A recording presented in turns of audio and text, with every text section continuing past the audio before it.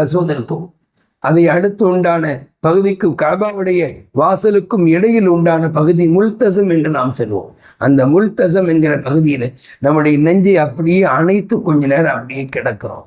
முகப்பத்தில் ஹதீஸில் வருது, எவர் ஒருவர் முல்தசமிலே தனக்கு தேவையானவற்றை அல்லாஹ்விடத்தில் கேட்பாரோ, அல்லாஹ்விடத்தில் துவா செய்வாரோ, அது அங்கீகரிக்கப்படும் என்று சொன்னார்கள் அண்ணல் நபி ஸல்லல்லாஹு அலைஹி வஸல்லம் அவர்கள்.